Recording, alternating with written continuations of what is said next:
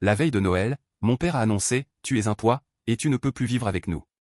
Le lendemain, quand j'ai commencé à faire mes valises et que je leur ai dit que j'arrêterais de payer les factures. La veille de Noël, mon père m'a regardé droit dans les yeux et a lâché, d'un ton sec, « Tu es un poids, et tu ne peux plus rester ici ». Le lendemain matin, pendant que je commençais à faire mes valises, j'ai simplement dit que j'arrêterais de payer les factures. Le dîner de Noël touchait à sa fin quand il a posé sa fourchette. Sans un mot au début, il m'a fixé, puis il a répété, plus clairement cette fois, « Tu es un fardeau. Tu ne peux plus vivre sous ce toit ». Au début, j'ai cru qu'il plaisantait. Ma mère a laissé échapper un petit rire nerveux, comme si elle espérait que ce n'était qu'une mauvaise blague. Mais il ne bougeait pas. Il me fixait comme un juge attendant ma réaction. Le silence est tombé dans la pièce, lourd et glacé. Ma petite sœur, Émilie, s'est figée, la fourchette suspendue au-dessus de son assiette. Elle m'a regardé avec de grands yeux, incrédule, incapable de comprendre ce qu'elle venait d'entendre. J'ai avalé le morceau de jambon que j'avais dans la bouche et j'ai reposé calmement ma fourchette. « Quoi ? Tu m'as bien entendu ?» a-t-il répondu sans détour. « Tu es resté ici bien trop longtemps. Il est temps que tu partes. » Je suis resté assis là, essayant d'encaisser ces mots. J'avais 23 ans, un emploi stable, et j'aurais pu partir depuis longtemps. Mais je n'étais pas resté par confort. Je restais parce qu'ils avaient besoin de moi. Je payais l'électricité, Internet, les courses, pratiquement tout ce qui leur permettait de tenir. Mon père était au chômage depuis des années et ma mère ne travaillait qu'à mi-temps. Je n'étais pas un fardeau. J'étais le pilier de cette maison. Et pourtant, ce soir-là, il me jetait dehors comme si je ne valais rien. Ma mère a fini par prendre la parole, d'une voix hésitante. Peut-être qu'on pourrait en reparler plus tard. Mais mon père l'a coupé net. Non, Ed. C'est ma maison, c'est moi qui décide. Et je dis qu'il doit partir. Émilie a reposé sa fourchette. Elle n'avait que 16 ans et son visage trahissait la peur. Elle regardait nos parents comme si elle ne les reconnaissait plus. Et moi, je ne pouvais m'empêcher de penser, si moi, leur fils aîné, je pouvais être rejeté aussi facilement, qu'est-ce que cela signifiait pour elle? J'ai pris une longue inspiration. Je ne comptais pas discuter. Ni supplier. S'il voulait que je parte, très bien. Mais il n'était clairement pas prêt pour les conséquences. Je me suis adossé à ma chaise. D'accord, ai-je dit simplement. Mon père s'est redressé, satisfait, comme s'il venait de gagner une guerre qu'il menait seul. Ma mère, mal à l'aise, n'a pas osé intervenir. Peut-être était-elle sous le choc. Ou peut-être qu'elle s'en fichait plus que je ne l'aurais cru. Je me suis levé, j'ai pris mon assiette et je l'ai déposée dans l'évier. Je ne comptais pas leur offrir la réaction qu'ils attendaient. À la place, j'ai tourné la tête vers Émilie. Elle restait figée à sa place, les épaules tendues, les yeux brillants. Je lui ai fait un petit signe de tête, un adieu silencieux. Elle était la seule personne à cette table qui comptait encore pour moi. Mon père a bu une gorgée de vin, comme si de rien n'était. Ma mère a remué sa purée de pommes de terre sans me regarder. Émilie, elle, continuait de me fixer, la gorge serrée, incapable de parler. Je ne suis pas resté pour finir le repas. J'ai quitté la table sans un mot. Je suis monté dans ma chambre, j'ai fermé la porte et j'ai commencé à ranger mes affaires. Je ne voulais pas perdre une minute à essayer de comprendre pourquoi. S'ils voulaient que je parte, alors je partirais. Mais ils allaient aussi perdre tout ce que je payais pour eux. Et je n'avais aucune intention de les prévenir. Pendant que je rangeais mes affaires en silence, j'entendais leurs voix étouffées en bas. Ma mère parlait doucement, hésitante. Mon père, lui, restait ferme, presque autoritaire. J'ai capté quelques bribes, il est assez grand maintenant. On s'en sortira. Il aurait dû partir depuis longtemps. 1 heure plus tard, j'ai entendu frapper à la porte. C'était Émilie. Elle est entrée, les yeux rouges, visiblement en colère. C'était quoi, ce délire? A-t-elle chuchoté. J'en sais rien, ai-je répondu en glissant mon ordinateur portable dans mon sac. Mais je pars demain.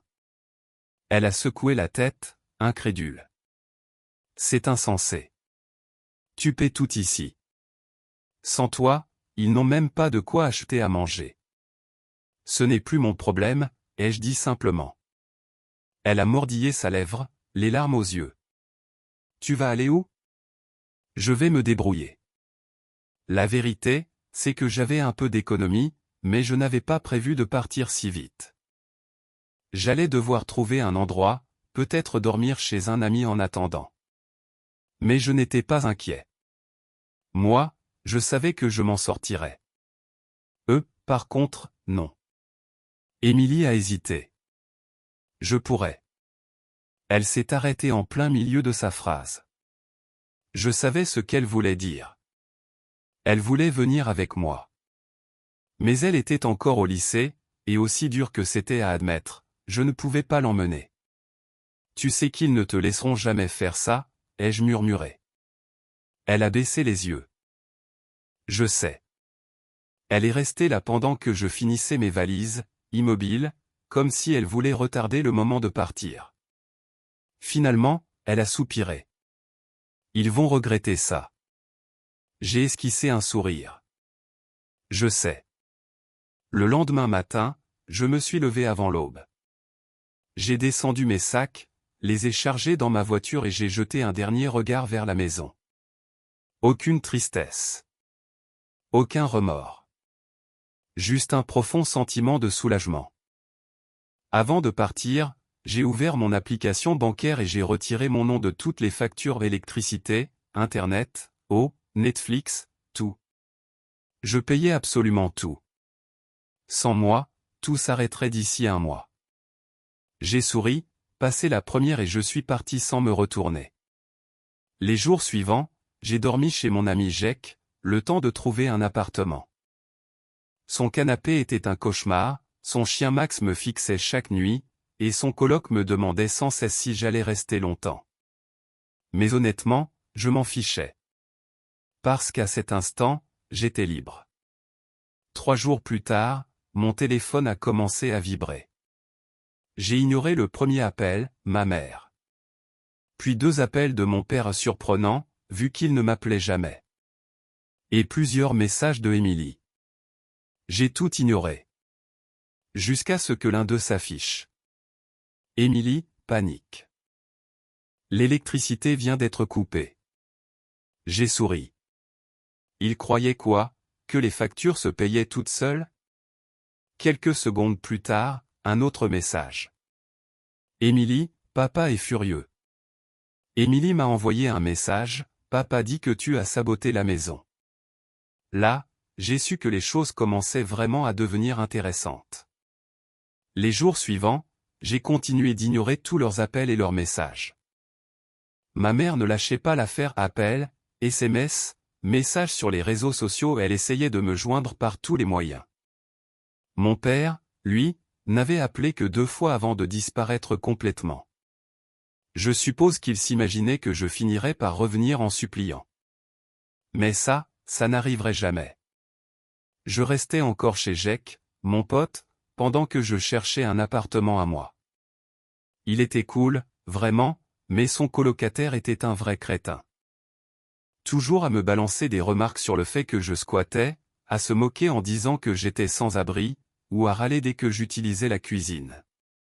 Franchement, ça m'était égal. Je savais que ce n'était que temporaire. Pendant que je reprenais ma vie en main, ma famille, elle, sombrait. Émilie m'envoyait régulièrement des nouvelles du désastre à la maison. D'abord, c'est l'électricité qui a été coupée. Puis, Internet. L'eau a tenu un peu plus longtemps, mais quand le robinet a fini par cracher son dernier filet, ma mère a complètement craqué. Elle panique, m'a écrit Émilie. Elle dit qu'elle ne sait même plus comment on va se laver. Je n'ai pas pu m'empêcher de sourire. Il m'avait traité comme un poids inutile, et maintenant, il vivait dans le noir, sans eau courante, sans télé, sans rien. Un karma presque trop parfait pour être vrai. Le clou du spectacle est arrivé quand j'ai reçu un autre message de Émilie. Il a pété les plombs. Il casse des trucs dans le salon. L'image de mon père, hurlant et balançant des objets parce que ses factures ne se payaient pas toutes seules, m'a fait éclater de rire. Il dit qu'il va trouver une solution, mais maman pleure dans la chambre, a ajouté Émilie. Bien sûr qu'il disait ça. Mon père avait toujours été un raté qui se faisait passer pour un chef de famille. Mais cette fois, il ne contrôlait plus rien du tout. J'ai décidé d'ignorer tout ça et de continuer à avancer. 2 semaines plus tard, j'ai enfin trouvé un appartement. Rien d'extraordinaire, mais c'était à moi. Un petit studio meublé, avec un canapé correct, un lit confortable et, surtout, loin de cette maison maudite. Le jour de mon emménagement, Émilie m'a envoyé un message. Je dois partir d'ici. J'ai ressenti un pincement au cœur. Je savais qu'elle souffrait, mais je ne pouvais pas l'emmener avec moi. Elle n'avait que 16 ans. Tu sais que ce n'est pas possible, ai-je répondu. Elle a mis un moment avant de répondre. Je sais. Mais je n'en peux plus. Et je la comprenais.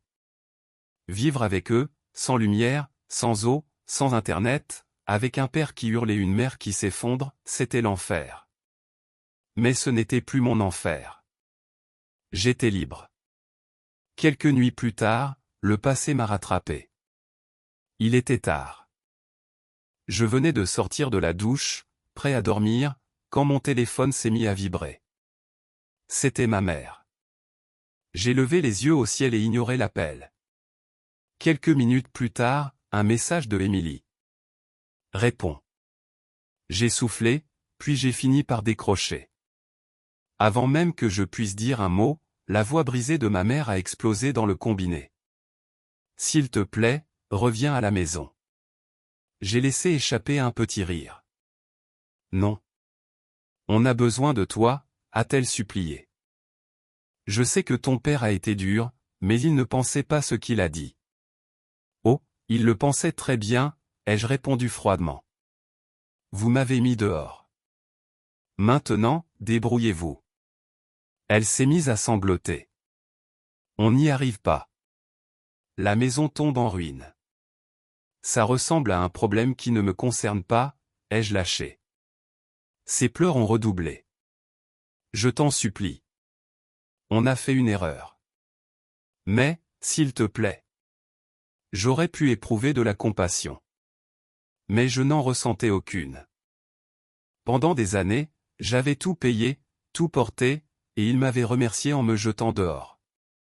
Et maintenant, il voulait que je revienne? Pas question. Non, ai-je répété avant de raccrocher. Cette nuit-là, j'ai dormi comme un bébé pour la première fois depuis longtemps.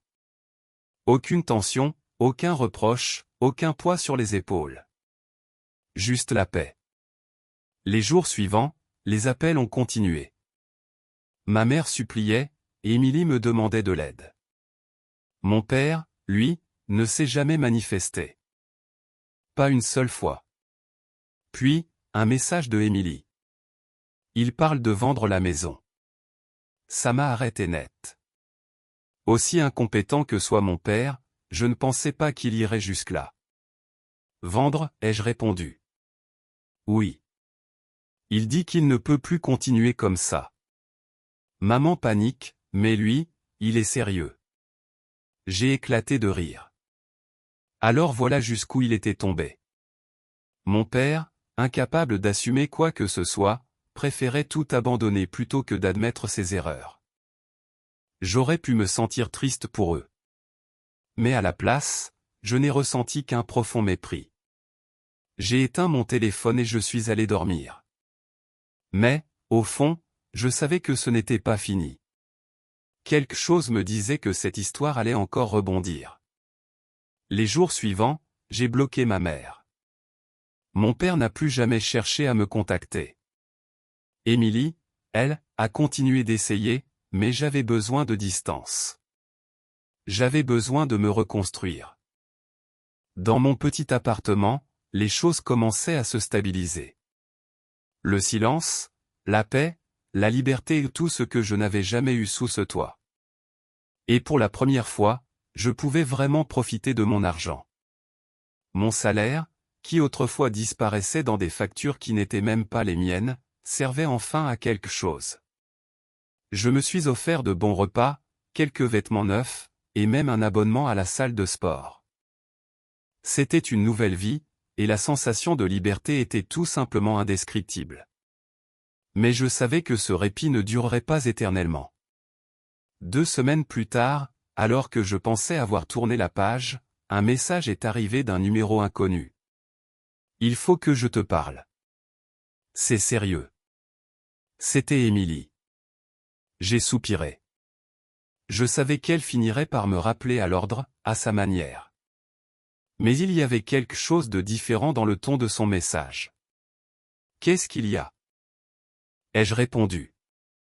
Sa réponse a fusé. La maison va être vendue. Papa négocie déjà avec un acheteur. J'ai eu un petit rire. Pour moi, ça ne changeait rien. Et alors ? Ai-je tapé. Quelques secondes plus tard, la notification suivante est apparue. Il vend tout. Même tes affaires. Je suis resté figé. Mes affaires ? Émilie a répondu presque aussitôt. Oui. Ton ordinateur, ta télé, même ton lit. Il dit que si tu ne veux plus revenir, alors tu n'en as plus besoin. J'ai senti une chaleur brûlante monter dans ma poitrine, une rage que je n'avais pas ressentie depuis longtemps. Ce salaud m'avait viré, m'avait humilié, et maintenant, il se débarrassait de mes affaires comme si je n'avais jamais existé ? J'ai pris une grande inspiration pour ne pas exploser. Donne-moi l'adresse de l'acheteur. Émilie a mis quelques minutes avant de répondre. L'homme intéressé voulait acheter toute la maison et négocier même pour garder tout ce qu'il y avait à l'intérieur. Je n'ai pas hésité une seconde. J'ai attrapé mes clés, sauté dans la voiture et pris la route. Le trajet n'a duré qu'une quinzaine de minutes, mais j'ai passé tout le long à serrer le volant, les mâchoires crispées. En arrivant, j'ai vu un type d'une cinquantaine d'années, un acheteur potentiel, en train de discuter gaiement avec mon père dans l'allée. Je n'ai même pas réfléchi. Je suis sorti de la voiture, j'ai claqué la portière, et j'ai marché droit vers eux. T'es complètement malade ou quoi ? Ai-je lancé, la voix vibrante de colère.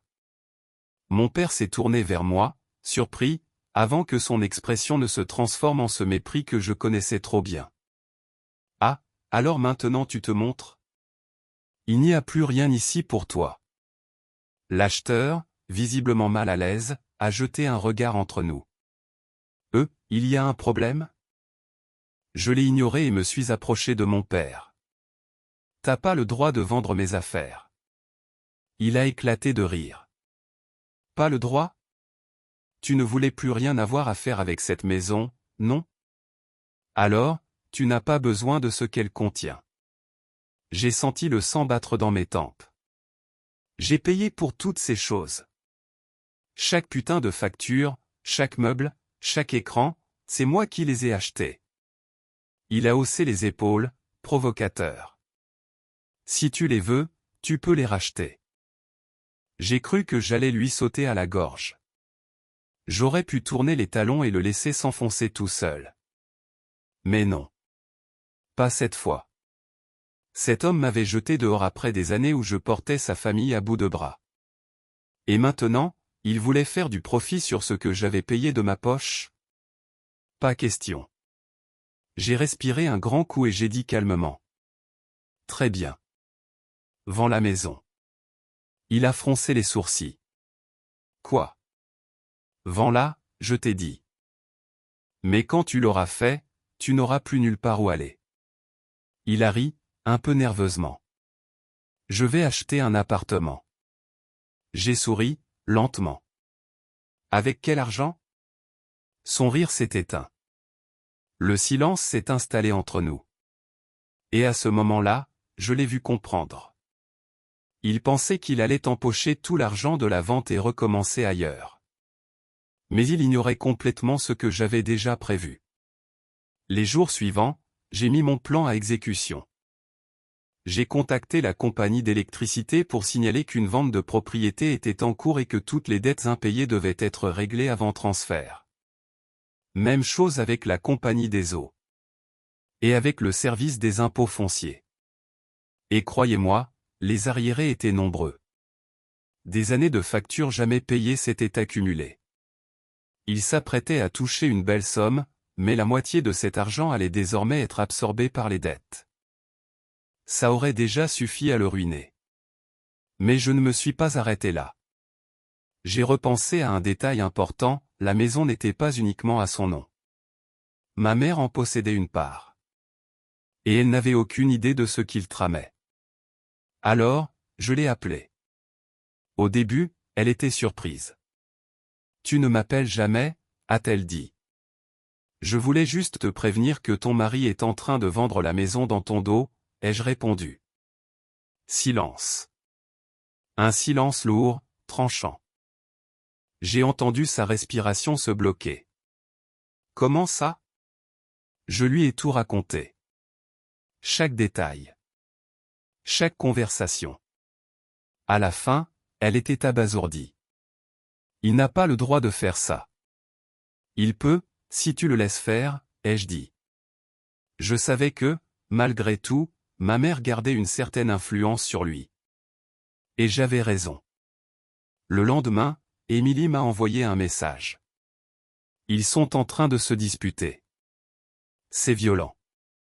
Mon père essayait de se défendre, mais il n'avait aucun argument. Il ne pouvait pas vendre la maison sans son accord. Et sans cet argent, il était coincé. Ce soir-là, Émilie m'a appelé, encore tout excitée. « Tu ne vas pas y croire. »« Quoi ? » ?»« Il s'en va. » Je me suis laissé tomber sur mon canapé, un sourire satisfait au coin des lèvres. « Ah ouais ? » ?»« Ouais. Maman lui a dit que s'il voulait tout vendre, il pouvait le faire ailleurs. Et voilà. Sans maison, sans argent, sans femme, mon père n'avait plus aucune issue. Et il va vivre où ? Ai-je demandé, amusé. Émilie a éclaté de rire. Il appelle ses potes pour leur demander un canapé ou un coin de sol. C'est pathétique. J'ai ri à mon tour. Pendant des années, il m'avait fait croire que j'étais un poids. Et maintenant, le seul vrai fardeau dans cette famille, c'était lui. Tu as gagné, a dit Émilie entre deux rires. Non, ai-je répondu calmement. J'ai juste remis les choses à leur place. Elle m'a demandé si je voulais récupérer mes affaires. J'y ai réfléchi une seconde. Non. Laisse tout. J'en ai plus besoin. J'avais déjà commencé une nouvelle vie. Rien de cette maison ni les objets, ni les souvenirs ne m'appartenaient vraiment plus. La seule chose que j'avais emportée avec moi, c'était la certitude que plus jamais personne ne profiterait de moi. Les mois ont passé, et j'ai continué à avancer. Mon petit appartement était devenu mon refuge. Un endroit à moi, simple, paisible, libre. Je ne payais plus les dettes des autres, je n'entendais plus mon père me rabaisser, et je ne portais plus le poids d'une maison qui n'avait jamais été la mienne. Pendant ce temps, leur monde s'effondrait. Émilie me tenait au courant.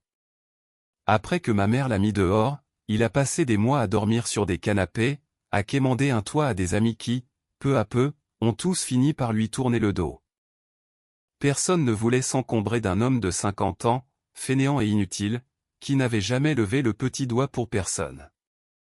Sans argent, sans emploi, sans maison, il goûtait enfin à sa propre médecine. Le plus ironique ? Il a essayé de retourner chez ma mère. Après un mois erré de canapé en canapé, incapable de louer un appartement à cause de son crédit ruiné, incapable de trouver un job à cause de son dossier financier, il s'est finalement pointé devant chez elle, espérant qu'elle lui laisse une autre chance. Ma mère, qui avait toujours été facile à manipuler, n'a même pas hésité cette fois. Elle a fermé la porte en plein sur son visage.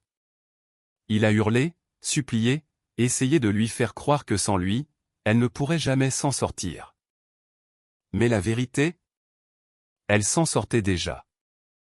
Elle a pris plus d'heures de travail, appris à gérer ses finances sans dépendre de personne.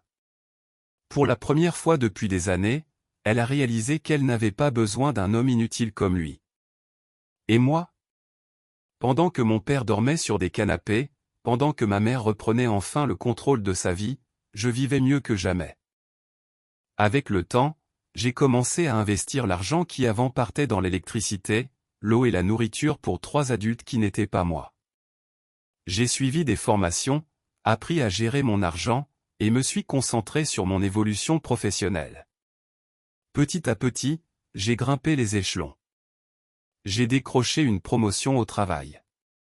Le même job que mon père méprisait, en disant que ce n'était pas suffisant pour vivre seul. Ironique, quand on sait que c'est mon salaire qui l'a fait vivre pendant des années. Maintenant, non seulement c'était suffisant, mais ça me permettait de faire tout ce que je n'avais jamais pu avant. J'ai voyagé. J'ai visité des endroits que je n'avais jamais pu découvrir, parce qu'il y avait toujours une facture à payer. J'ai acheté une meilleure voiture. Rien de luxueux, mais quelque chose de confortable, quelque chose qui m'appartenait vraiment. Et le meilleur dans tout ça? La paix. Je ne rentrais plus chez moi pour entendre mon père râler, ma mère se plaindre des factures, ou voir Émilie coincée dans cet environnement toxique. En parlant de Émilie, elle était la seule à être restée à mes côtés. On est restés proches, et je l'ai aidée du mieux que j'ai pu, sans jamais la laisser tomber dans le même piège que moi. Je l'ai encouragée à étudier, à se préparer à quitter la maison dès qu'elle le pourrait, pour ne jamais finir dans la même situation que moi. Et notre père? Après que ma mère lui ait claqué la porte au nez, il n'avait plus d'autre choix que d'affronter enfin les conséquences de sa propre vie. Sans argent. Sans amis prêts à le nourrir. Sans emploi.